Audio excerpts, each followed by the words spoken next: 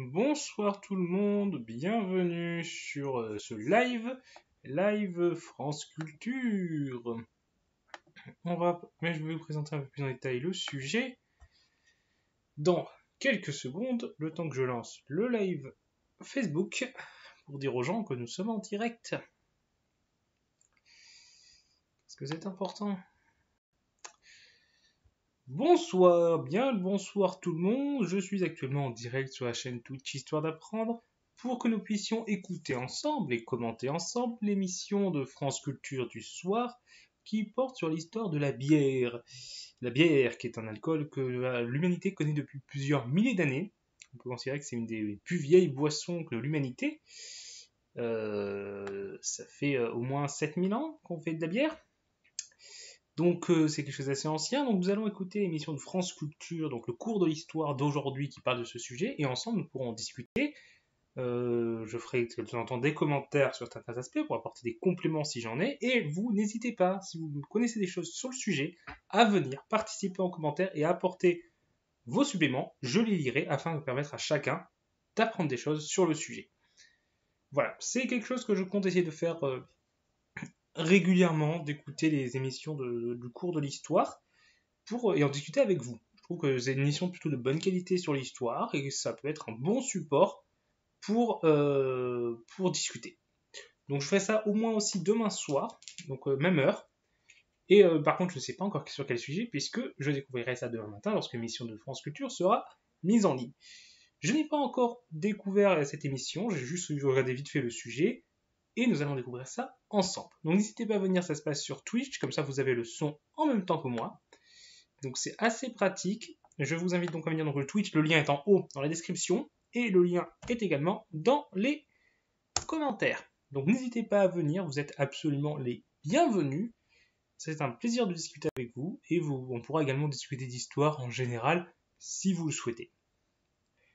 Voilà, bref, je vais couper le live ici, on se retrouve sur Twitch, n'hésitez pas à venir s'il vous plaît, plus vous êtes nombreux, plus notre Twitch a de visibilité, et en plus c'est toujours sympathique qu'il y ait du monde pour discuter. Bref, à tout de suite.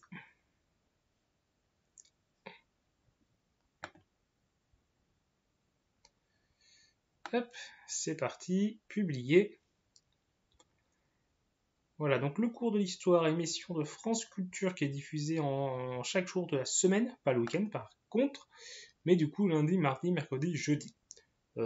France Culture, ça appartient à France Radio, et c'est la chaîne, enfin c'est la radio la plus axée sur l'aspect culture, connaissance, et donc c'est là qu'on trouve les meilleures émissions d'histoire. Il y a aussi des émissions d'histoire sur France Inter, mais que je trouve personnellement bien moins poussées et parfois même en fait vraiment simplistes dans leur lecture.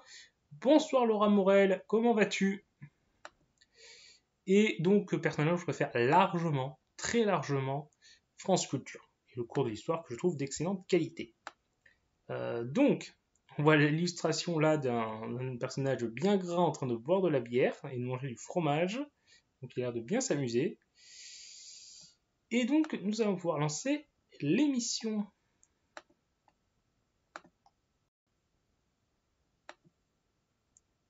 Si ça veut bien.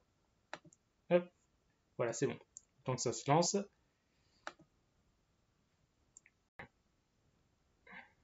Voilà. Avec la musique de l'histoire que je commence à connaître. Le cours de l'histoire. Parce que j'écoute quasiment toutes leurs Xavier Mauduit. Quand je joue par exemple au même page de mon émission de cours de l'histoire. Une histoire de la bière. Grâce aux albums d'Astérix, nous savons combien les Gaulois appréciaient la cervoise. Oui, aux origines. Oui, comme quoi parfois Astérix nous apprend des choses, même si voilà, c'est pas toujours historiquement fiable, mais ça n'a jamais prétendu l'être. Hop. Non, ça bug. Ah, ça bug. Alors, je relance, on va voir si ça marche. Le cours de l'histoire.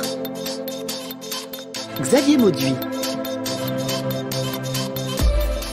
Une histoire de la bière. Grâce aux albums d'Astérix, nous savons combien les Gaulois appréciaient la cervoise. Oui, aux origines étymologiques que nous retrouvons dans la cerveza espagnole. C'est une histoire de brasserie, de brasseur, de brassage. Une histoire où l'on trouve du malt, du houblon, de l'orge, de la levure aussi. Des bocs, des bouteilles, des chopes et pourquoi pas quelques canettes.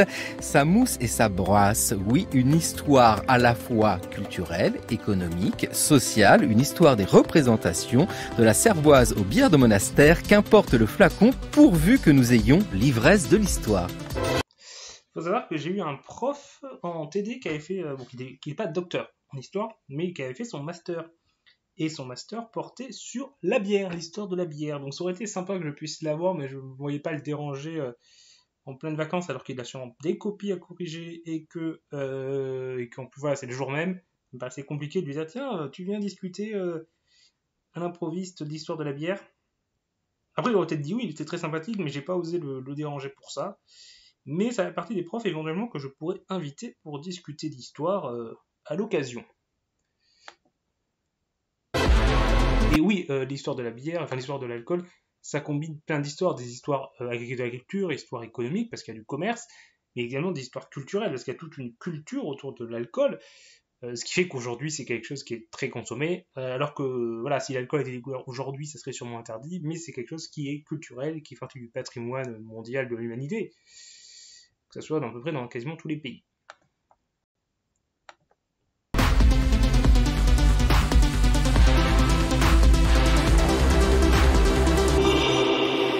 Fanette Lobenheimer, bonjour. Bonjour. Avant tout, je vais vous poser une question qui pourrait paraître simple, mais qui, je pense, est très compliquée. Qu'est-ce que la bière ? Ah, vous avez raison de poser cette question, parce que la bière, c'est un petit miracle. Comment faire de l'alcool avec du grain ? On comprend très bien comment on peut faire de l'hydromel avec de l'eau et du miel. On peut faire du vin alcoolisé, bien sûr, avec des raisins qui sont sucrés. Mais le grain, eh bien, le grain, c'est quelque chose qui est plein d'amidon, en particulier le grain d'orge qui va servir à faire la bière en général. Et ce grain d'orge, les anciens, mais ça remonte à très loin, au 4e millénaire avant notre ère, ont découvert qu'en faisant pousser, germer l'orge, au moment de la germination, lorsqu'il y a des radicelles et la petite tige qui sort, eh bien, il y a un phénomène qui s'appelle une transformation grâce aux diastases qui sont dans le grain et qui vont transformer l'amidon en sucre. Et tout l'intérêt de cette découverte, c'est qu'il faut griller ce grain à ce moment-là, pour arrêter la germination, profiter du sucre et obtenir ce qu'on va appeler du malt. C'est du grain d'orge grillé et sucré qu'on va réduire en concassé, réduire en farine et qui va permettre, avec de l'eau chaude, de faire bien sûr de la bière et naître l'alcool. Fanette Lobenheimer, vous évoquez l'orge. Très bien, mais est-il possible de faire de la bière avec d'autres céréales ? Alors, cette petite présentation de l'historienne, parce que j'ai vu qu'il y avait une petite présentation de Fanette Lobenheimer, qui est une archéologue, directrice de recherche émérite au CNRS, donc c'est pas n'importe quoi, membre de l'équipe Gamma, archéologie de la Gaule et du monde antique, du laboratoire Arxan. Elle est l'autrice de Les tentes des amphores en Gaule, vin, huile et sauce. Moi j'ai un peu étudié le commerce des vins en Gaule pour en exposer en histoire ancienne. Elle a travaillé aussi échange économique dans le nord-ouest de la Gaule. Moi c'était plutôt le sud de la Gaule, autour de Narbonne. Et donc en même temps, c'était pour la Franche-Comté, donc évidemment. Non, nord-ouest, c'est pas Franche-Comté. Nord-ouest, Franche-Comté, c'est plutôt nord-est. Enfin, est même plutôt que nord-est. Boire en Gaule, hydromel, bière et vin. Voilà, donc les principaux alcools de l'époque. Parce que la notion de céréales est essentielle dans cette réflexion. Tout à fait. Et c'est pour ça que la création de la bière vient avec le néolithique, au moment où les premiers hommes commencent à faire de l'agriculture et à cultiver du grain. On peut faire de la bière avec toutes sortes de grains. On fait de la bière en Chine très tôt aussi avec du riz. Mais de tout temps, on a fait de la bière avec du blé, avec du maïs. Le maïs, non, pas de tout temps, il est arrivé plus récemment. Mais bière de blé et bière d'orge, dans l'Antiquité, c'est fréquent. Bière d'orge, bière de blé, pourquoi pas de riz. Fanette Lobenheimer, vous êtes archéologue, directrice de recherche émérite au CNRS. Vous vous intéressez à ces boissons du passé avec cette question évidente de la datation. Alors, avez-vous trouvé la première bière ? La première bière, je pense que on la trouve au Proche-Orient, dans le croissant fertile, au moment, comme je le disais, de la néolithisation, c'est-à-dire de l'agriculture naissante. Oui, le néolithique. Alors le néolithique, c'est l'invention de l'agriculture, mais c'est également le développement des villes. C'est le développement aussi de certaines bases qui seront donc de notre civilisation, donc les villes et l'agriculture, de formes de sociétés plus complexes, de spécialisation en fait dans la communauté, même s'il y avait des spécialisations avant, mais ça vraiment se développe dans la ville. On a vraiment un concept d'avoir des quartiers spécialisés, des bâtiments spécialisés, plus que dans simplement un village. C'est néolithique, donc il y a eu plusieurs foyers de néolithique d'ailleurs. Le plus connu et celui chez nous, c'est celui qui a eu au niveau du croissant fertile, puisque toutes nos civilisations en sont issues. Mais il y a eu des foyers de néolithisation en Chine, il y en a eu en Amérique, il y en a eu en Afrique subsaharienne. Donc c'est quelque chose c'est un phénomène qui s'est retrouvé pas forcément en même temps, mais qui s'est retrouvé dans différents pays, enfin dans différentes régions du globe, et qui a contribué du coup à poser des bases des civilisations qui sont arrivées après. C'est vraiment la période de la proto-histoire. On est avant l'histoire, avant l'écriture, mais où des choses très importantes pour la suite se sont posées. Donc c'est vraiment une période très importante. Où l'on trouve déjà en Mésopotamie, voire en Égypte, des brasseries. On trouve des textes, par exemple Diodore de Sicile, qui écrivait au 1er siècle avant Jésus-Christ et qui parle de l'Égypte. Et il dit, dans les régions où le sol ne permettait pas la culture de la vigne, Osiris enseigna la préparation d'une boisson tirée de l'orge qui n'était guère inférieure au vin. Et c'est la bière. C'était la bière, bien sûr, et en Égypte, on en faisait des grandes quantités, et les salaires étaient en particulier avec les salaires des employés des palais, se faisaient par kilo d'orge pour faire la bière. Il y avait des brasseries nombreuses dans les palais. On payait les gens en bière. En vrai, ça ne m'étonne pas. J'avoue que je suis pas vraiment sûr. Et la reine en particulier recevait 6 cruches de bière par jour. C'est conséquent, effectivement. Fanette Lobenheimer, vous êtes l'autrice de ces réflexions autour de la bière et des boissons dans la Gaule antique, Le temps des amphores en Gaule, vin, huile et sauce, aux éditions Errance, le nom est très bien porté, ou encore Boire en Gaule, hydromel, bière et vin, aux éditions du CNRS. Hydromel, bière et vin, eh ben oui, il y a aussi de l'hydromel. L'hydromel est avant tout un produit apicole. La récolte de miel de qualité s'entend, est donc prépondérante. Aussi, les soins apportés aux ruchers sont-ils constants. La qualité du miel, pourtant, n'est pas tout. Il faut encore utiliser une eau très pure, ne contenant ni calcaire ni fer, le plus souvent de l'eau de source, qui est en outre stérilisée avant son utilisation. Le miel est ensuite mélangé à cette eau qui a subi une première ébullition. Il s'agit là d'un travail essentiellement artisanal. Une fois le miel et l'eau mélangés, de façon à former une sorte d'épais sirop, ce dernier est transvasé par pompage dans une chaudière pour une seconde ébullition.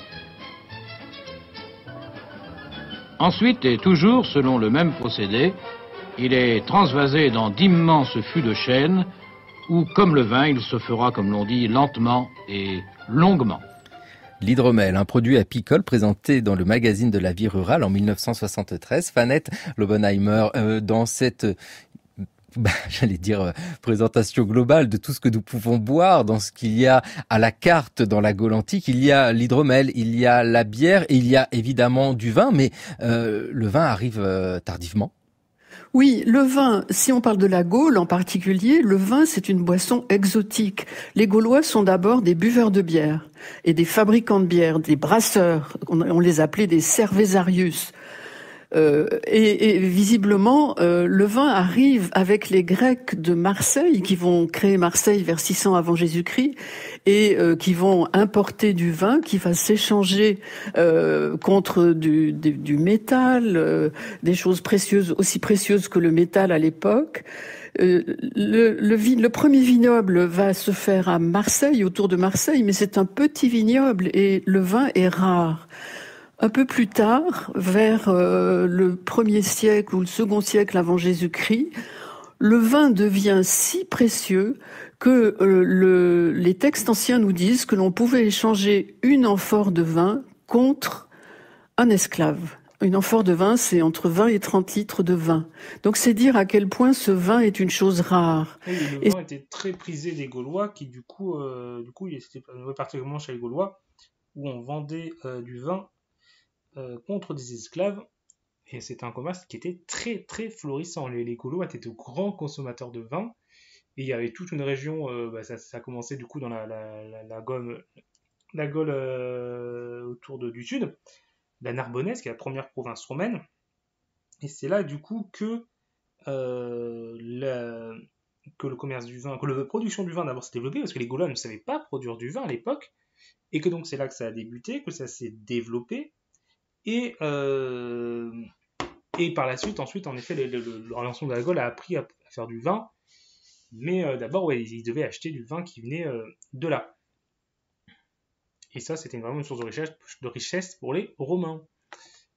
Et ce que je voudrais dire par rapport au vin, et ce que nous disent les auteurs antiques, c'est que les anciens, les Romains et les Grecs buvaient le vin coupé d'eau. Ce n'était pas du tout une tradition gauloise. Et les Gaulois, quand ils ont commencé à boire du vin, l'ont bu pur. Ce qui a absolument offusqué nos amis grecs et latins qui les observaient et qui a fait en quelque sorte qu'on les a traités de soudards, d'affreux ivrognes, etc. Mais malheureusement, comme nos Gaulois n'ont pas de littérature, n'ont pas écrit de texte, on ne peut pas savoir quelle est l'opinion des Gaulois par rapport à ce vin. On sait qu'il consommait beaucoup, que c'était quelque chose qui était très prisé par l'élite gauloise. Même si on n'a pas vraiment de texte, on sait que c'était quelque chose qui semblait beaucoup apprécié, en tout cas. Ne serait-ce que par les sources romaines qui relatent le commerce qu'ils avaient avec les Gaulois. Alors certes, ça peut être des sources un peu biaisées, mais le fait que s'ils disent qu'ils commerçaient beaucoup avec les Gaulois, c'est que les Gaulois l'achetaient. Et s'ils l'achetaient, c'est bien qu'ils devaient le consommer. Et ils l'achetaient cher. Donc c'est bien que c'était des élites qui devaient le consommer et payer pour ça. On n'a que l'opinion des étrangers, et c'est une opinion négative, sur la façon de boire le vin par les Gaulois. Le vin arrive tardivement, mettons-le de côté. Il nous reste donc pour les Gaulois l'hydromel et la bière. Alors l'hydromel déjà, cette boisson à partir de miel, Fanette... Oui, parce que les Gaulois buvaient le vin sans le couper à l'eau, je crois. Alors je crois que les Romains le coupaient à l'eau, et les Gaulois ne le faisaient pas. Et que du coup c'était vu comme un peu quelque chose un peu bizarre de la part des Gaulois de le faire comme ça. Bonheimer, est-ce une boisson qui est très répandue ou est-ce une boisson qui est consommée de manière exceptionnelle ? Dans les quelques textes que l'on a, on a l'impression que c'est une boisson exceptionnelle que l'on boit dans les grandes cérémonies. Par exemple, lors d'un mariage à Marseille, au 5e siècle avant Jésus-Christ, ou bien dans les années 500 avant notre ère, on a cette merveilleuse tombe en Allemagne du Sud, à Hochsdorf, qui est la tombe d'un grand prince à qui l'on a donné pour sa vie dans l'au-delà et pour son banquet funéraire un énorme chaudron qui pouvait contenir jusqu'à 500 litres d'hydromel. Et ce chaudron a gardé des traces, et grâce à l'analyse de ces traces et à la paléobotanique, on a pu découvrir que il s'agissait bien d'hydromel parfumé avec du thym, des herbes d'été, des choses comme ça. Hydromel. Allez-y, Fanette. Je pense que l'hydromel n'a jamais pu se faire en grande quantité comme la bière. Ce sont toujours des petites quantités que l'on fabrique et donc on le boit de façon précieuse, je dirais. La bière, en revanche, est consommée différemment. Ah, tout à fait. Elle est consommée tout le temps. On connaît des vases très intéressants. Et qui du coup devait sûrement coûter moins cher et être consommé plus couramment par plus de monde. Intéressant, des bols qui sont faits près de Millau, qui sont en céramique rouge, qu'on appelle de la céramique sigillée, sur lesquels on peut lire des inscriptions comme remplis ma coupe de bière. Où on a trouvé une très jolie gourde à Paris, rue de Gatigny. Et sur cette gourde qui est en forme d'anneau, il y a 2 inscriptions, une de chaque côté. Et d'un côté, on lit « Hôtesse, remplis mon vase de cervoise ». Et de l'autre côté, on lit « Il faut remplir ma coupe de conditum, c'est-à-dire de vin doux aromatique ». Donc les boissons bière et vin étaient tout à fait parallèles à ce moment-là. Des boissons consommées dans la Gaule antique, eh bien le mot est tombé, c'est celui de cervoise. Les Gaulois vivent sur un grand territoire couvert de vastes forêts entre l'océan Atlantique et le Rhin et des limites de la province romaine du Midi jusqu'à la mer du Nord. Tu crois qu'il y aura du sanglier? Regarde, ça s'appelle le rieur sanglier. C'est un peuple, nous dit encore César dans ses commentaires, d'une rare ingéniosité, mais dont la colère irraisonnée et la légèreté sont les traits dominants. Ajoutons la vantardise, le goût des ripailles et le vaste rire pour un oui, pour un non. Je suis avec 2 Gaulois amis et nous allons prendre un repas comme tu sais si bien les faire. Je vais vous servir un très très bon repas. Et 3 cervoises. Ça, c'est Voici les cervoises. Astérix chez les Bretons. Elles ne sont peut-être pas assez tièdes. On peut les faire réchauffer. Un documentaire sur la Gaule de FR3 en 1978 qui rencontre Astérix et Obélix chez les Bretons. Fanette Holbenheimer, la cervoise, évidemment popularisée par les albums d'Astérix. Quelle est cette boisson? Peut-on dire que c'est une bière? D'abord, elle a plusieurs noms. Et ce qu'il y a de très intéressant, c'est que les latins n'ont pas de mot pour dire bière. Ça n'existe pas dans leur culture et le mot même n'existe pas. Et donc dans les textes anciens, on trouve... Les Romains étaient plutôt producteurs de vin que de bière. Ils consommaient beaucoup plus du vin que de la bière, donc ça m'étonne qu'à moitié qu'il n'ait pas vraiment eu de mot pour ça. On trouve le mot zitos ou zitum en Égypte en particulier. En Espagne, on trouve caelia ou cerea. En Gaule, on trouve bien sûr cerveza, cervesia ou curmi. Quand on lit sur une inscription « Belle fille, donne-moi de la bière », eh bien, ce sera le mot curmi. Et donc, ces bières ont des qualités différentes. Certaines seront faites avec du miel. Et ce sont les meilleures. C'est des bières. Ben voilà, vous savez maintenant que si vous voulez faire de meilleures bières, il faut les faire avec du miel. De froment avec du miel que l'on considère comme les plus nobles, et puis les autres seront plus ordinaires. Est-il vrai qu'elles étaient consommées tièdes, pas chaudes mais tièdes? Alors ça, j'en ai aucune idée. Enfin, je n'ai pas trouvé de réponse à cela. La seule comparaison que j'ai pu faire, c'était lors d'un voyage en Éthiopie récent, où on fait beaucoup de bière en Éthiopie, et d'hydromel d'ailleurs, et cette bière, elle est tellement différente de ce que nous connaissons que c'est renversant. D'abord, elle a la couleur du café au lait, et elle n'a pas de mousse, et on la boit température ambiante.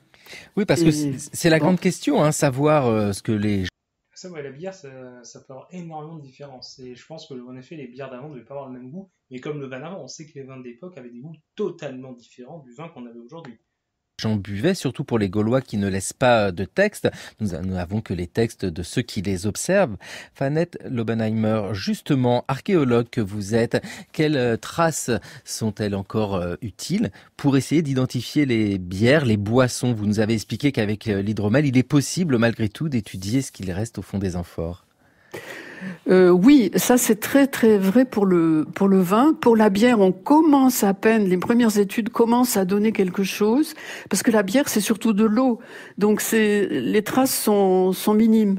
Mais on a pu quand même le faire, et on a notamment, il y a eu des travaux qui ont été menés à Barcelone notamment, où l'on a pu identifier dans la région de Barcelone des amphores catalanes qui sont très particulières. Elles ressemblent à des gros tubes bien larges avec de minuscules anses sur le côté. Elles n'ont pas de col. On les appelle la boca plana, sans col, bouche plate.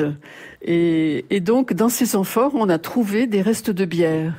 Ces amphores-là sont datées entre le 3e et le 2e siècle avant notre ère, et elles ont été exportées, et notamment dans la région de Narbonne, à Mont-Laurès. Donc Narbonne n'était pas seulement un lieu important de commerce du vin, mais également du coup de bière.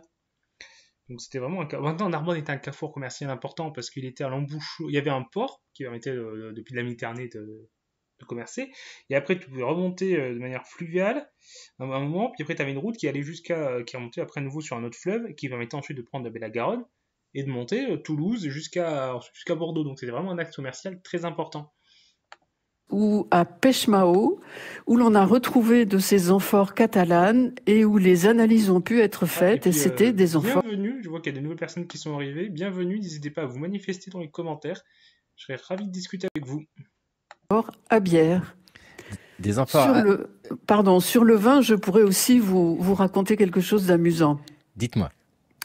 Alors, le vin, figurez-vous que j'en ai bu qui date de 70 avant Jésus-Christ.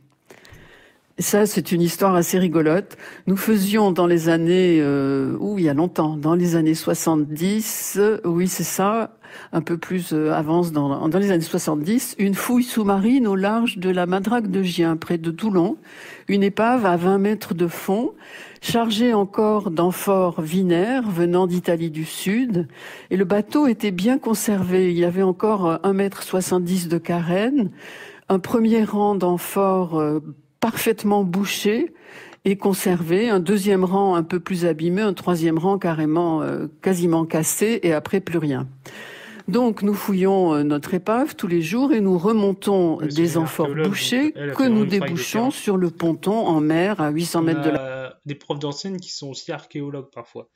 Et c'est des gens qui ont souvent une expertise du terrain qui est assez importante et qui maîtrisent très bien parfois le sujet sur lesquels ils sont spécialistes... Enfin, dans lesquels ils ont fait des recherches, des lieux de fouilles. Et on a un prof d'ancienne qui fait des lieux de fouilles parfois à travers tout l'ancien empire romain. Donc parfois il va au Proche-Orient.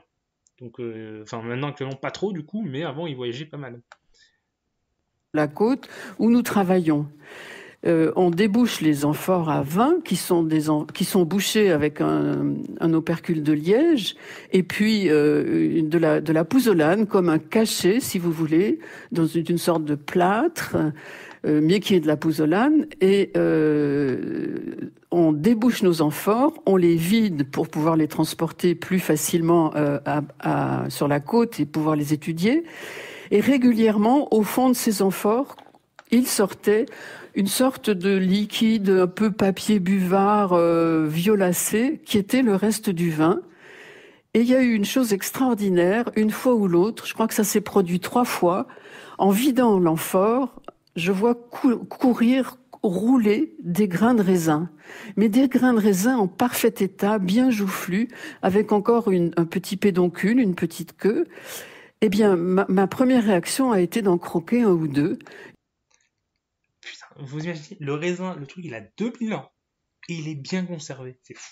C'est fou. Alors, je sais pas si mon réflexe aurait été de croquer dedans, parce que je me serais dit, quand même, le truc était quand même un peu périmé. Parce qu'on a légèrement dépassé la date de péremption. Hein, il y avait marqué à consommer avant le 27 après Jésus-Christ. On est en 2015, ou 2000, je ne sais pas quelle date elle a fait ça. Mais voilà, je pense qu'on est un peu au-delà des dates de péremption. Et je les ai croqués carrément, j'ai tiré la tige et j'ai craché les pépins. Et ça avait goût, naturellement, d'eau de mer. Mais l'on sait que dans l'Antiquité, je crois que c'est Columelle qui le raconte, on mettait dans certains vins une poignée de raisins frais. Et ces raisins frais, conservés pendant 2000 ans au fond de la mer, dans un milieu humide, sont restés parfaits. Évidemment, quand on les a fait rouler sur le ponton, ils ont fait ouf et ils se sont flétris rapidement. C'est une belle histoire que vous nous racontez là, avec pour le vin cette idée que les vins antiques étaient beaucoup plus épicés que ceux d'aujourd'hui. Ce ne sont pas les mêmes vins. Ça ne devait pas être trop périmé puisqu'elle est encore là pour en parler. Quant à la bière, Fanette Lobenheimer, a-t-on une idée du goût qu'elle pouvait avoir ? Elle était parfumée, bien entendu. Mais elle n'était pas parfumée au houblon. Le houblon était connu dans l'Antiquité, mais comme une sorte de gâterie, un mets rare, qu'on n'utilisait pas du tout pour parfumer la bière.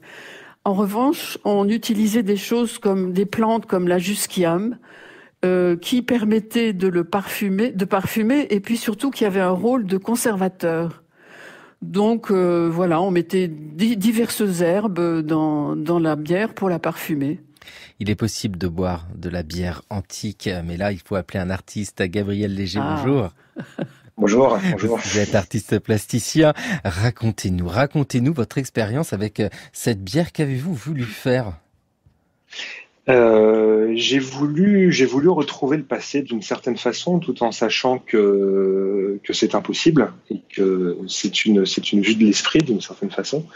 Mais c'est aussi mon travail de jouer, comme vous disiez, avec des objets du passé, d'essayer de leur redonner vie. Et c'est ce que j'ai voulu faire avec des grains de blé que j'ai trouvé, quasiment par hasard ou par coïncidence dans une vente aux enchères à Paris. Et c'était des grains de blé qui avaient été retrouvés par l'archéologue Gaston Maspero en Égypte. Et grains de blé qui étaient placés donc dans les tombes pour accompagner le défunt après la mort. Donc il y en avait de très grandes quantités qui ont été retrouvées et même écoulées avec les premiers touristes du 19e siècle. Dont beaucoup ont essayé de faire germer les grains, plutôt sans succès, parce que les grains avaient perdu leur pouvoir germinatif. Mais moi, j'ai pas essayé de les faire germer, j'ai voulu faire de la bière avec. J'avais déjà essayé de faire du pain il y a quelques années, de faire du pain antique, et donc c'est venu tout naturellement de faire ce pourquoi ce blé avait poussé à l'époque en Égypte, c'est-à-dire de la bière. Oui, c'est une démarche artistique, il faut le rappeler. Elle a été présentée à la galerie Sator, c'est à Romainville, pas très loin de Paris, juste à côté de Paris. Et justement, ces grains de blé, mais quel âge avaient-ils ? Alors, ils datent du IIIe siècle après Jésus-Christ. Ils venaient d'une nécropole de l'époque ptolémaïque et romaine. Donc, ces grains datent à peu près de cette époque-là, 3e, 4e siècle après Jésus-Christ. Ouais. Et vous avez réussi à en tirer de la bière ? Alors, j'en ai tiré de la bière, c'est-à-dire qu'on l'a mélangée avec de l'eau et de l'orge maltée. Et oui, les grains ont donné un suc. Et cette bière est très très bonne. On l'a aromatisée avec des épices égyptiennes qui s'appellent douka. Donc avec du cumin, de la noisette, du fenouil. Et aussi avec du miel égyptien, que des ingrédients égyptiens. Elle est bonne, donc vous avez pu la goûter. Oui, c'est drôle parce que cette question du goût, c'est vraiment quelque chose qu'on m'a fréquemment posé. Il y a une sorte de désir fantasmatique qui recherche la recréation exacte du goût perdu.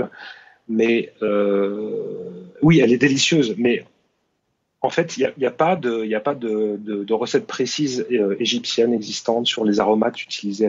Ouais, donc du coup, il a fait une bonne bière, ça c'est cool déjà. Mais oui, c'est pas forcément le goût qu'il a fait parce que la recette n'est pas la même. Enfin, on savait pas quelle recette ils utilisaient exactement. Donc il y a sûrement des différences de goût assez importantes. Sans compter qu'en plus, certes, c'est peut-être le même blé, mais en plusieurs milliers d'années, il a pu quand même connaître quelques évolutions dans sa chimie, ce qui fait que le goût de la bière qu'il donne peut aussi avoir changé. À l'époque. Donc on ne sait pas exactement le goût qu'avait la bière. On savait qu'ils mettaient des dattes, qu'ils mettaient du miel, qu'ils mettaient des épices, mais il n'y a pas de recette précise exacte. Ouais. Et vous avez raison de souligner cette fascination pour le goût en histoire, que c'est très difficile de saisir l'impalpable. Et justement, c'est là que l'artiste est essentiel. Avec l'exposition, ça s'appelait Deep Time, cette profondeur du temps qui nous intéresse. C'était vraiment... Il y a des choses qu'on peut difficilement reconstituer. C'est vrai que le goût, mais ça peut aussi, pareil pour le son. On n'a pas la voix des personnages du passé pendant longtemps. Par exemple, Napoléon, Louis XIV, Jules César, on n'a aucun moyen de savoir la voix qu'ils avaient. Même si on étudiait les restes de leur corps qu'on peut l'avoir, on ne peut pas reconstituer exactement leur corde vocale et leur manière de parler. Donc c'est des choses qu'on n'aura jamais. Ça aussi, cette démarche artistique, Gabriel Léger. Oui, absolument. Deep Time, c'est un terme qui désigne le temps géologique, c'est-à-dire donc le temps long sur la Terre, et qui m'a permis d'évoquer, c'était pas du tout une exposition sur la géologie, mais ça Cette expression m'a permis d'évoquer le plaisir de convoquer le passé, tout simplement. Et de voir autrement les soi-disant antiquités, de leur redonner vie, de les remettre au présent. Fanette Lobenheimer. De survivance. Voilà, c'est cette survivance, Fanette Lobenheimer, qui est passionnante aussi dans cette histoire parce que, eh bien, je l'évoquais, c'est une histoire évidemment économique, c'est une histoire aussi culturelle, mais une culture qu'il est difficile d'appréhender, qui est celle du goût. Alors, on vient de m'apporter tout à fait. Du chocolat. C'est très complexe. L'histoire de la madrague de Gien et du vin, ça n'avait plus que le goût d'eau de mer. Mais sur la bière, c'est très délicat d'avancer et de se faire une idée. C'est difficile de se faire une idée de ce que pouvait être la bière. Ce que l'on sait malgré tout, c'est que cette bière doit être consommée avec modération. Un verre ? France Culture. Ça va. 3 verres. Bonjour les dégâts. Le cours de l'histoire. Ce que l'on sait malgré tout, c'est que cette bière doit être consommée brasse dans le cours de l'histoire aujourd'hui sur France Culture pour une histoire de la bière, particulièrement de la bière, mais une histoire qui s'inscrit dans celle des boissons de l'Antiquité, mais boissons encore d'aujourd'hui. Et oui, qu'est-ce qu'on boit quand il fait chaud ? Les gens ont soif, avec le beau temps, on vend des diabolos menthe, des diabolos citron, on vend des vitelles, on vend des jus de fruits. Mais enfin, quand même, il faut dire une chose, c'est que la bière étant la boisson préférée de la région, on en boit quand même. Habituellement, on en boit une, on en boit deux, maintenant on en boit 3 ou on en boit 4, quoi. Est-ce qu'il y a une heure pour boire de la bière ? Oh, je pense pas, non. Non, qu'il soit 11h, qu'il soit midi, qu'il soit 6h, du moment qu'on a chaud, on a soif, on boit de la bière. Ça sent la bière de Londres à Berlin. Ça sent la bière, Dieu qu'on est bien. Comme un chien qui vont à l'un de rire. Ça sent pour montagne.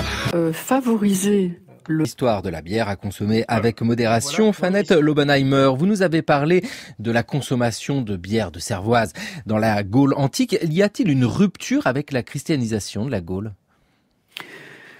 En quelque sorte, oui, parce que la christianisation va favoriser le vin, puisque le vin c'est rouge, que le vin c'est le sang du Christ, c'est le vin qui va être prôné dans la communion.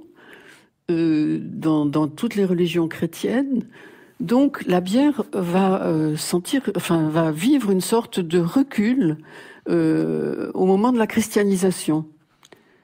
Et dès lors, elle est moins, comment dire, elle n'est pas portée en honneur, la bière. C'est le vin qui est le sang du Christ, c'est autre chose. Et pourtant, la bière reste associée au monastère et aujourd'hui encore. Et pour nous en parler, Isabelle Janvaux, bonjour. Bonjour. Vous êtes sociologue des religions, chercheuse à l'université de Graz en Autriche. Et dites-nous justement pourquoi y a-t-il une telle association entre la bière et les monastères ? Alors je pense que cette association se fait à différents niveaux. Tout d'abord, en fait, les moines ont eu un rôle aussi fondateur dans l'histoire de la bière en Europe, notamment par l'industrialisation. En fait, ce sont les premiers qui ont vraiment produit de la bière à niveau industriel. Ce sont aussi ceux qui ont été les premiers à utiliser le... Les monastères étaient des hauts lieux de production agricole, de bière entre autres, en effet beaucoup, ça pouvait produire du vin aussi ou du fromage, mais c'était des hauts lieux de production agricole.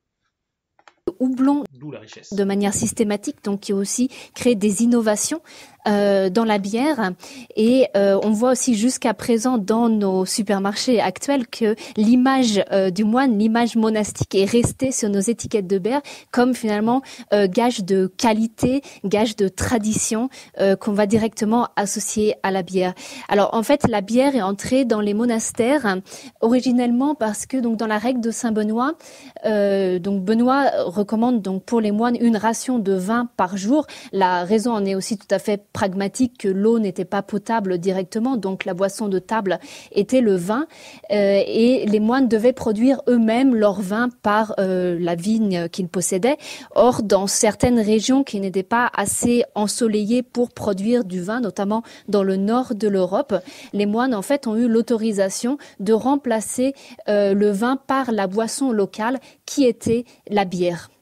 Et dès lors, les bières se développent. Alors, nous sentons bien ici qu'il y a une nécessité, boire quelque chose qui ne risque pas de rendre malade quand l'eau n'est pas potable. L'eau brassée par la bière, au moins, est pure. Et puis, il y a vraiment une économie. Oui, c'est vrai que c'est pour ça que la consommation d'alcool était aussi plus élevée avant. C'est que c'était, au final, parfois plus sain pour la santé de boire de l'alcool que de l'eau. Aujourd'hui, c'est vrai que la situation est un peu différente. Très impressionnante, Isabelle Jonvaux, cette économie de la bière qui fait que les moines arrivent à se spécialiser, mais peut-être aussi parce que pour produire de la bière, il faut une vraie maîtrise des savoirs. Effectivement, alors cette économie de la bière, donc vraiment en tant que économie qui produit du profit, s'est développée au cours du temps et véritablement plus au XXe siècle. Au début, on est vraiment plutôt dans l'idée d'une boisson pour la subsistance, pour la consommation directe de la communauté. Et c'est qu'au fur et à mesure que les moines ont développé cette activité véritablement comme économie. Et en fait, ce savoir-faire monastique, il a aussi toute sa valeur par le fait que les monastères sont des institutions stables depuis 1000 ans, voire plus, et qui peuvent donc retransmettre ces savoir-faire, qui peuvent les consigner dans des écrits et qui peuvent les améliorer aussi au cours du temps. C'est très difficile de faire de la bière, donc nous l'entendons bien, les monastères bénéficient de cette stabilité. Gabriel Léger, vous, artiste, plasticien, vous avez fait de la bière à partir de grains antiques, mais justement, on sent bien que ce n'est pas facile de faire de la bière, c'est pas comme un jus de pomme. Oui, absolument. Alors moi, j'avais pas les compétences pour le faire, donc j'ai collaboré avec Arthur Farina, qui est brasseur à la brasserie Bap Bap, et avec qui on a fait une bière qui est alors on n'a pas suivi de recettes égyptiennes antiques. On l'a fait comme on l'a fait habituellement aujourd'hui. On n'a pas utilisé de levure ancienne aussi. Alors en ce moment, il y a des chercheurs qui ont isolé des levures antiques, notamment des chercheurs israéliens. Il n'y a pas très longtemps, des levures de bière. J'ai aussi un prédécesseur qui s'appelle Patrick McGovern, qui est spécialiste dans la recréation de bière ancienne, un Américain. Mais lui, il se base sur la recette, mais pas sur la levure. Alors, comment dire, moi de mon côté, j'ai cette sorte de licence poétique, je suis artiste et voilà, je voulais faire les choses le mieux possible, mais je voulais pas spécialement recréer exactement une bière antique. Ce que je voulais faire, c'était mettre à l'intérieur d'une boisson du blé antique. Et vous voyez ce que je veux dire, c'est pas exactement la même chose, et de toute façon, le blé que j'ai utilisé, voilà, c'est à la fois une première et une dernière, parce que j'ai utilisé tout le blé que j'avais. Et voilà.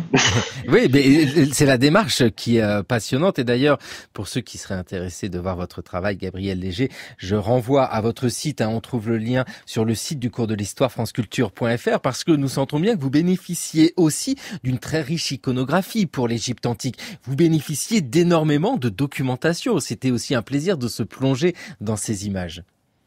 Oui, absolument. Il y a énormément de documentation. Mais finalement, les recettes sont pas très très précises. Voilà, on n'en sait rien sur les aromates, par exemple. Mais la documentation est très importante. Et puis, j'ai pu utiliser aussi l'histoire même du blé que j'avais retrouvé, qui vient de la ville d'Armim, qui est une ville très importante à l'époque en Égypte, qui s'appelait Panopolis à l'époque. Et il se trouve que il y a une brasserie qui a été découverte il n'y a pas très longtemps et qui est juste à côté d'Armim, ça fait les nouvelles, juste à côté d'Armim. Et voilà, c'était pour moi une sorte de coïncidence aussi. Et justement, faire l'histoire de la bière n'est pas simplement faire l'histoire d'une boisson, il faut la fabrication, et le mot brasserie devient alors quelque chose de beaucoup plus large qu'une simple gorgée de bière. Fanette Lobenheimer, dans ce que vous avez pu étudier, vous travaillez sur la boisson, boire en Gaule, hydromel, bière et vin. Il y a la notion de brasserie. Où en est-on? A-t-on trouvé des brasseries? Parce que c'est quand même quelque chose d'imposant, une brasserie. Oui, bien sûr, on a trouvé des brasseries. Alors, si on parle du Proche-Orient, que ce soit en Mésopotamie ou en Égypte, on a trouvé à de nombreuses reprises des brasseries. En Europe, on en connaît moins. mais il y en a quelques-unes, en particulier en Allemagne, à Ratisbonne. Donc ce qu'il faut pour définir une brasserie, c'est de l'eau. Alors souvent on aimerait avoir un puits, du feu, donc ça c'est facile. Des grands vases, des grands vases contenant beaucoup d'eau, etc.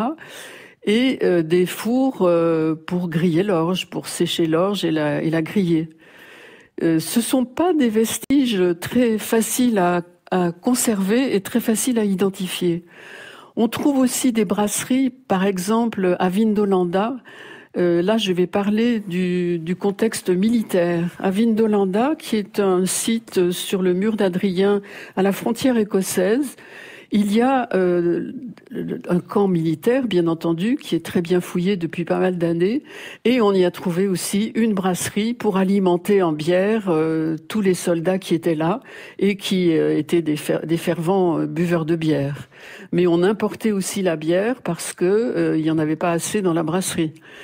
Une brasserie pour les militaires, bah oui, les militaires. Les camps militaires romains étaient des lieux qui, en théorie, devaient vivre par eux-mêmes avec ce qu'ils pouvaient produire sur place et vraiment dans la région, ou en achetant directement dans la région. En théorie, ça devait être ça. Dans les faits, ce n'était pas possible. Donc dans les faits, les camps romains importaient énormément de ressources. Du vin, de la bière, de la nourriture, des chevaux, des bœufs, du bois, du métal, du cuir. Bref, énormément de choses. Ce qui fait qu'il y avait... ça créait toute une activité économique sur place, mais ça attirait énormément de commerçants. Ça crée des axes de commerce.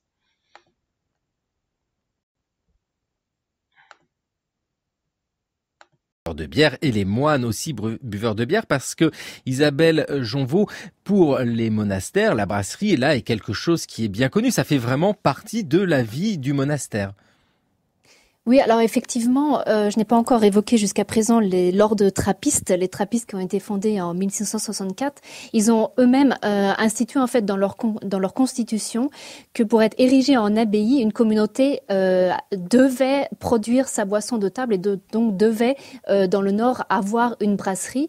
Donc la brasserie fait partie de la vie quotidienne du monastère, donc avec la bière qu'on va boire à la table du monastère et la bière qu'on va vendre à l'extérieur. Alors aujourd'hui, on a encore effectivement en Belgique de nombreux monastères trappistes qui possèdent toujours leur brasserie au sein du monastère. Donc les bières trappistes, que l'on appelle trappistes, sont des bières qui sont vraiment produites dans l'enceinte du monastère. Alors aujourd'hui, ce n'est plus exactement que tous les moines vont participer, vont travailler directement à la brasserie comme ça pouvait être le cas auparavant, mais on aura en général un moine au conseil de direction de telle manière à ce que la communauté ait aussi cette visibilité sur la production, sur la publicité de la bière. Donc c'est vraiment quand on pense aussi à l'idée de ora et labora, donc de prier et travailler dans le monastère, la brasserie va être aussi ce travail du moine et donc va faire partie de la vie monastique en soi. Oui, parce que l'organisation monacale correspond très bien à la vie d'entreprise. Vous, moine, vous êtes en société civile, société anonyme, exactement comme un laïc. Absolument. Nous sommes ici la société anonyme des produits monastiques au capital de 250 000 francs. Oui, avec un numéro de sirène, de registre de commerce et tout ce que vous voulez. Un conseil d'administration. Un PDG qui est, comme a dit quelqu'un un jour dans une émission de radio, le père directeur général, mais qui est également président directeur général. Un conseil d'administration, des administrateurs, des actionnaires, etc. Vous avez un commissaire aux comptes ? Nous avons un commissaire aux comptes. Nous avons même eu le droit à un contrôle fiscal, comme toute société. Nous sommes en société anonyme avec le désir de faire du bénéfice. Et vous en faites ? Oui, oui, bien sûr. On essaye au moins d'en faire. Et si nous en faisons, nous payons des impôts sur le bénéfice, comme toute société. Et ben voilà, le père Foucard qui évoque les moines trappistes de Bellefontaine. C'était en 1986 dans Rue des Entrepreneurs sur France Inter. Isabelle Jonvaux, il y a ça aussi qui explique le succès de la bière des monastères. Et depuis le Moyen-Âge, c'est cette organisation très efficace qui permet une grosse production pour le monastère et l'exportation aussi. Effectivement. Alors, en fait, comme l'a montré le sociologue Max Weber, le succès de l'économie monastique, en fait, est lié à la vie religieuse en tant que telle, donc à l'ascèse, qui veut que les moines passent le moins de temps possible au travail pour passer le plus de temps à la prière. Donc, ce qui fait qu'en fait, ils ont rationalisé tout leur processus de production de telle manière à être le plus efficace possible et travailler le moins possible. Ce qui fait que vraiment, on a eu une grande rationalisation des processus de production qui concerne la bière, mais pas seulement, et donc qui permet un certain succès des produits monastiques. Et l'exportation est venue un peu plus tard, mais s'appuie aussi sur le réseau monastique, puisqu'on a des monastères dans le monde entier quasiment, qui sont reliés les uns aux autres par le biais des congrégations et les ordres religieux, qui permettent déjà d'installer en fait un réseau qui peut devenir un réseau commercial. Et ce sont aussi les moines en Europe qui, en fait, ont fondé nos premiers grands réseaux commerciaux. Les premiers grands réseaux commerciaux fondés par les moines. Isabelle Jonvon, vous êtes l'auteur du Monastère au travail, une économie utopique, le royaume de Dieu au défi de l'économie chez Bayard, et puis Moines, corps et âme aux éditions du Cerf. Justement, il y a encore aujourd'hui l'héritage de ce succès des bières de monastère. Oui, effectivement, ce qui est très intéressant, vous pouvez tous faire l'expérience quand vous allez au supermarché, vous allez voir un rayon de bière et vous allez trouver sur les étiquettes de très nombreux référents religieux, de grosses têtes de moines, de corps un peu gras de moines sur les étiquettes de bière. Donc en fait, ce qu'on observe en Europe, c'est que l'image monastique en fait joue comme garant de qualité pour une bière, quelle que soit la bière. Sauf que quand on y regarde de plus près, en fait, on va se rendre compte que globalement, plus l'étiquette de bière présente des référents religieux, moins cette bière aura directement un lien avec une communauté existante ou ayant existé. Donc on voit bien en fait que la production laïque de bière va récupérer l'image monastique pour essayer de s'approprier cette histoire, cette tradition, cette qualité qui sont liées aux bières monastiques. Parce qu'il y a les bières trappistes, les bières fabriquées au sein même du monastère, mais il faut le dire, il n'y en a pas tant que cela, des bières fabriquées encore au sein du monastère. Non, effectivement. Alors les véritables bières trappistes qui possèdent donc un label, il y en a, je crois, de mémoire environ 7. Donc c'est vraiment un processus strict de reconnaissance. Elle doit être produite au sein du monastère. Mais après, on a un autre label en Belgique qui est celui des bières belges d'abbaye reconnues, qui sont en fait des bières qui ont été produites par une communauté religieuse. La communauté a revendu ce processus à une entreprise laïque, mais touche toujours les dividendes liés à la marque. Donc ça, pour le coup, ces bières ont véritablement un lien d'histoire en fait avec une communauté existante. Mais on observe aussi que de plus en plus de monastères, en France notamment, mais aussi dans des pays anciennement communistes où la vie monastique se refonde, que ces monastères vont reproduire une bière parce que c'est aussi un produit qui se vend bien sur le marché, qui va permettre à la communauté de vivre. Et oui, vous nous avez bien dit combien les réseaux des monastères sont essentiels pour expliquer le succès de ces bières de monastères, Cluny, Cîteaux, etc. Il y a du vin aussi dans cette histoire, évidemment. Mais question réseau, les moines s'y connaissent. Pour toucher le consommateur à l'échelle nationale, ils regroupent les cloîtres et fondent un service Minitel 3615 monastique. Comme ça, il y a de quoi s'habiller, il y a de quoi se laver, il y a de quoi se nourrir le corps et l'esprit. Il y a de l'art, art et décoration, articles pour enfants, articles religieux, audiovisuels et librairies, bijouterie. Chaque monastère peut contrôler son produit, ce qui est affiché, le prix, etc. et éventuellement même ses commandes. Nourriture terrestre, mais aussi spirituelle. Sur Monastique, on trouve les horaires de toutes les messes. N'être présent sur le Minitel que pour vendre, c'est un peu mercantile. Je pense qu'il y a une information qui se fait très facilement et c'est bon. Vous n'êtes pas qu'un homme d'affaires alors? Ah, pas du tout. 3615 monastique, oui, c'est quand même formidable le temps passé, parce que nous réserve toujours de belles surprises. Isabelle Jonvon, 3615 monastique, mais c'est un élément, c'est l'héritier de ces réseaux du Moyen-Âge. Très bien, l'argent ne pose pas de problème en soi pour ces communautés, mais l'alcool, n'y a-t-il pas des débats autour de la consommation d'alcool ? Alors effectivement, le débat qu'il y a eu et qui existe toujours, c'est que les bières trappistes sont en général des bières qui titrent beaucoup, enfin qui ont une fermentation haute, et un haut degré d'alcool. On a Chimay qui va jusqu'à 9 degrés, Maretsu, bière bénédictine, qui va jusqu'à 10 degrés, donc ce sont des bières très fortes. Et on a critiqué les moines comme incitant finalement à l'alcoolisme. Les communautés monastiques ont répondu en disant qu'elles ne souhaitaient pas baisser leur degré d'alcool, puisque ça fait partie de la qualité de la bière, mais elle s'engage en fait sous d'autres formes dans la lutte anti-alcoolique, notamment en reversant des bénéfices liés à la production de la bière pour des associations qui luttent contre l'alcoolisme, mais aussi en essayant de faire passer une autre image de la consommation de bière qui va justement pas inciter à la consommation, mais qui va plus aller vers le côté d'une dégustation d'un produit de qualité, donc quelque part de la gastronomie. Et notamment, si vous regardez dans les supermarchés, les véritables bières trappistes, en général, elles se vendent à l'unité. On aura aussi très peu d'offres commerciales, comme me disait le directeur d'une brasserie trappiste à Westmalle en Belgique. Ils vont pas vendre 2 bières avec un verre, ou ils vont pas faire une offre commerciale. Si tu achètes 10 bières, tu as 10 CD, etc. Mais ils vont vraiment plus jouer sur la dégustation et donc de vendre à l'unité pour ne pas inciter à la consommation. Et juste si je peux me permettre de dire, l'argent ne pose pas problème. Néanmoins, l'économie monastique est toujours un peu sur le fil du rasoir, comme me disait une moniale, puisque le but en soi n'est pas de faire du profit, mais de faire vivre la vie monastique. Et comme me disait un moine trappiste en Belgique, il faut que ça reste une abbaye avec une brasserie et non pas une brasserie avec une abbaye. Oui, c'est bien de le souligner, effectivement, Isabelle Janvaux. Et puis, il y a quand même dans cette histoire toute une part de culturel et qui fait presque partie de notre identité. Un pays de vin, pays de bière. Fanette Lobenheimer, je me permets, mais votre nom sonne comme celui d'une bière, mais ce n'est pas une insulte, au contraire, c'est une histoire de famille. Ah oui, c'est une longue histoire de famille, puisque ma famille est une famille de brasseurs depuis 6 générations, enfin était, puisque la brasserie est fermée.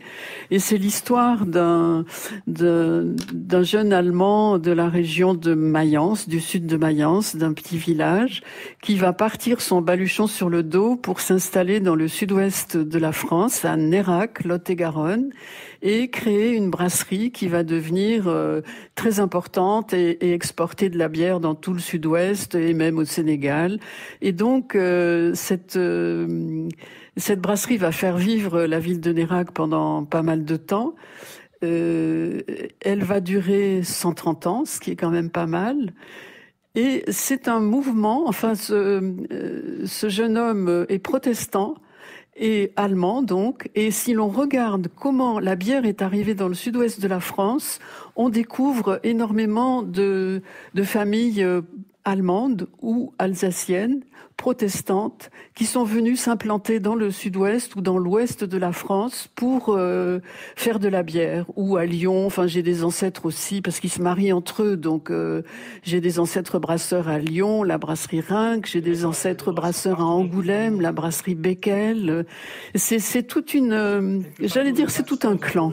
C'est tout un clan et c'est toute une histoire. C'est en cela que l'histoire du boire est passionnante, parce que ce n'est pas simplement une histoire du goût, c'est une histoire économique, culturelle. Vous nous l'avez tous les trois très bien présenté, cette histoire, Fabienne Lobenheimer. Eh bien, écoutez, si on veut connaître l'histoire de votre famille, vous en avez écrit un ouvrage, la brasserie Lobenheimer à Nérac. Mais je renvoie surtout à Boire en Gaule, hydromel, bière et vin. Merci beaucoup, Gabriel Léger, aussi, pour ceux qui voudraient voir votre travail. C'est passionnant. Deep Time, à partir de ce blé, ce grain antique, à retrouver sur le site du cours de l'histoire. Un lien vers votre site. Et merci beaucoup, Isabelle Janvaux, moine Corps et âme aux éditions du Cerf. Merci beaucoup à tous les trois. Il est temps de retrouver Anaïs Kien avec son journal de l'histoire.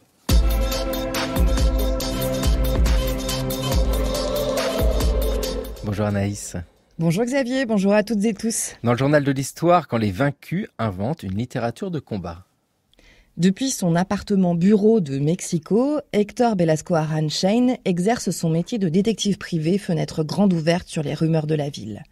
Héctor Velasco Aránchain n'existe pas en dehors des romans de son créateur Paco Ignacio Taibo II, qui lui a inventé 2 acolytes, un plombier et un ingénieur des égouts, qui par leur connaissance des réseaux et de leurs accidents, par leur caractère souterrain et illisible pour les non-initiés, sont des partenaires de l'exploration sociale des intrigues policières en série qui composent le monde de Héctor Velasco Aránchain.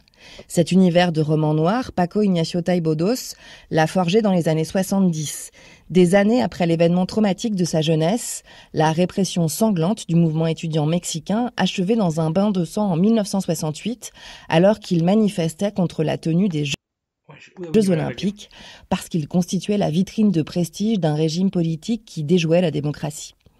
Difficile d'héroïser les forces de l'ordre lorsqu'elles incarnent le bras armé des dictatures.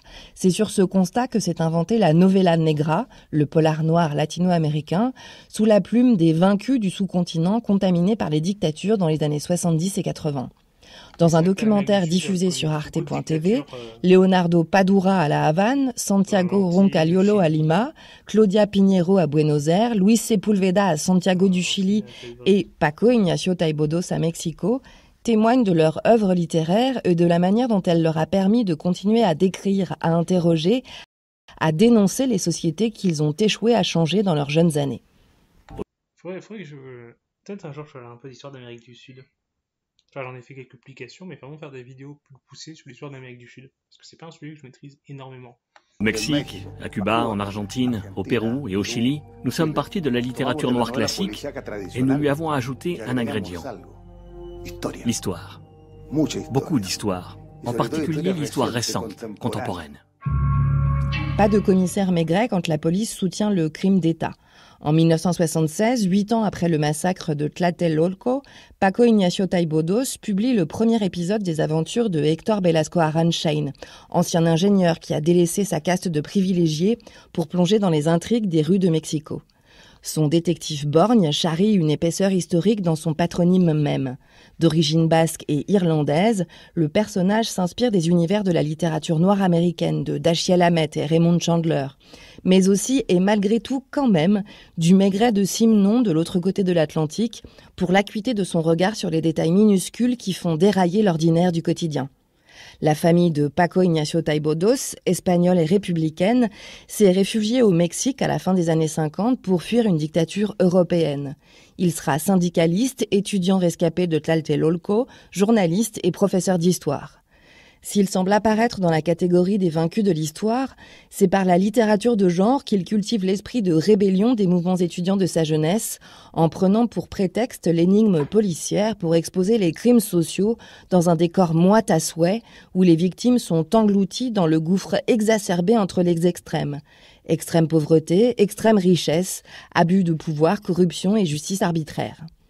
Une littérature noire qui plonge dans le passé pour permettre de comprendre un présent et une génération d'écrivains qui témoignent sans relâche, à défaut d'avoir vaincu.